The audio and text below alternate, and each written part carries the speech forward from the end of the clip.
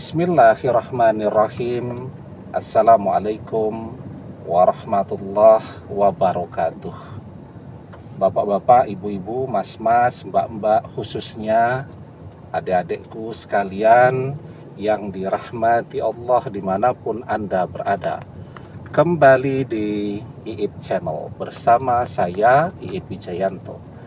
Kali ini kita akan membahas tema mempuasai mantan yang tidak balik-balik juga. Jadi mungkin ada ya yang menunggu mantannya sampai bertahun-tahun, tapi tidak ada tanda-tanda mantannya akan balik. Di antara laku spiritual, atau kalau orang tua kita dulu mengatakannya laku prihatin, ya, atau riyadhah, ketika kita amat sangat menginginkan sesuatu. Misal tuh ya, kalau calon mahasiswa pengen bisa masuk kuliah di program studi yang dia idam-idamkan, yang persaingannya sangat sulit. Nah, maka biasanya orang tua mengajarkan untuk riyadhah atau laku prihatin tadi, yakni dengan mengerjakan puasa sunnah. Begitu juga orang tuanya biasanya membantu mensupport secara spiritual, secara batin dengan mempuasakan apa yang menjadi hajat atau keinginan anak tadi. Ya, jadi orang menyebutnya mempuasakan ya, karena ketika mereka dalam keadaan berpuasa, doa-doa tadi terus dipanjatkan. Nah, jadi gitu. Walaupun kita berpuasanya tentu sesuai dengan yang dituntunkan oleh Rasulullah SAW, puasa-puasa sunnah. Nah, maka sangat baik ya ketika kita merasakan belum ada respon apapun dari mantan ini ya, sementara kita sudah pengen banget menikah dengan dia dan seterusnya. Nah, maka ada baiknya untuk kita puasai. Jadi besok kan sudah dekat dengan bulan Ramadan ya. Berpuasa sebulan penuh di bulan Ramadan. Terus kita berdoa agar mantan balik. Ya. Kalau masih kurang, nanti ada puasa 6 hari di bulan Syawal. Man shoma Ramadan summa atsba'ahu sittan min Syawal kana kasyami dahri. Barang siapa yang berpuasa di bulan Ramadan, kemudian dia tambah dengan 6 hari puasa di bulan Syawal, itu seperti orang yang berpuasa setahun. Nah, jadi kita berpuasa 6 hari dengan kekuatan doa seperti orang yang berpuasa selama setahun. Kalau masih dirasakan kurang, selesai bulan Syawal bisa kita teruskan dengan puasa Senin Kemis ya, atau puasa di hari-hari ketika di pertengahan bulan Hijriah ya, puasa Yaumil Bid, yakni puasa pada tanggal 13, 14, 15 di setiap bulan atau kalender Hijriah ya. Masih kurang lagi, kita bisa puasa Daud, sehari berpuasa, sehari berbuka. Nah, cuman kan ini riyadhah yang berat ya. Kan orang lebih suka yang tidak berlapar-lapar seperti ini ya. Titip doa kalau ada postingan seperti ini, Ustadz tolong doakan begitu kan, mantannya balik tanpa dia harus susah payah. Nah, itu yang paling enak tuh. Tapi jarang tuh yang mantannya balik kalau seperti itu ya. Nah, jadi memang kalau mencintai seseorang, mencintai mantan, dan mantan itu seseorang yang amat sangat berharga bagi kita, ya tentu harus ada pengorbanan di sana. Nah, ketika orang berpuasa itu ada waktu-waktu yang mustajab, ya.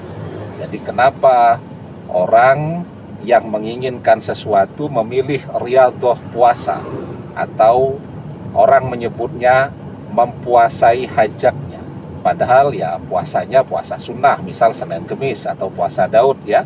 Tetapi selama dia berada dalam fase berpuasa tadi, dia terus berdoa agar hajatnya itu terkabul, ya. Nah, maka yang pertama, waktu yang sangat mustajab ketika orang berpuasa adalah saat dia memang sedang mengerjakan ibadah puasa tadi. Maka di dalam sebuah hadis kita diajarkan, salah satun la turaddu da'watuhumus sha'imu hatta yuftira wal imamul adil wa da'watul mazlum, ya. Jadi ada 3 doa yang tidak tertolak. Jadi yang pertama adalah doa orang yang berpuasa sampai dia berbuka puasa, ya. Da'watuhumus sha'imu hatta yuftira. Jadi selama dia berpuasa itu, ya, dari pagi, dari waktu imsak sampai berbuka puasa, itu semua adalah waktu yang mustajab untuk berdoa. Nah, maka selama dia berpuasa itu terus berdoa, ya Allah, kembalikan mantan kepadaku, ya Allah, jadikanlah aku sebagai satu-satunya jodoh mantan fid dunya wal akhirah, ya Allah, datangkan dia kepadaku, terus berdoa. Nah, itu yang kemudian orang sebut sebagai mempuasai hajatnya. Padahal puasanya puasa sunnah, ya. Puasanya misal niat puasa Senin atau niat puasa Kemis, ya. Nah, tetapi selama dia berpuasa itu, apa yang jadi hajatnya itu terus dia panjatkan doanya. Jadi selama berpuasa, itu yang pertama. Yang kedua, pada waktu berbuka puasa. Nah, karena itu hadisnya ini ada 2. Yang pertama bunyinya da'watuhumus sha'imu hatta yuftira. Yang kedua bunyinya da'watuhumus sha'imu hina yuftira. Artinya apa? Doa orang ketika dia berbuka puasa. Jadi ketika orang berpuasa hatta yuftira, sampai dia berbuka, itu adalah waktu yang mustajab. Dan ketika orang berbuka puasa, itu juga adalah waktu yang amat sangat mustajab untuk berdoa. Cuman waktunya tidak lama tuh, ya. Kapan waktunya? Ya ketika kita mulai berbuka itu, ya, kita meneguk satu teguk minuman. Nah, jangan makan gorengan dan lain-lain dulu. Langsung berdoa pada saat itu, ya, agar mantan kembali. Nah, itu adalah waktu yang sangat mustajab yang kedua. Dan tentu yang ketiga adalah waktu ketika kita bangun untuk makan sahur, ya. Jadi kalau kita bagi waktu malam itu 12 jam, ya, biar gampang menghitungnya. Waktu mustajab yang pertama itu dari jam 6 sore sampai jam 10 malam, ya. Kemudian waktu mustajab yang kedua dari jam 10 malam sampai jam 2 pagi. Dan waktu yang paling mustajab untuk berdoa adalah dari jam 2 pagi sampai waktu imsak, ya, atau masuknya waktu fajar. Nah, maka di situ, ya, jangan sia-siakan waktu tadi. Makan sahur secukupnya, ya. Kalau yang ngerokok secukupnya, nggak usah pakai melamun-melamun dulu, ya.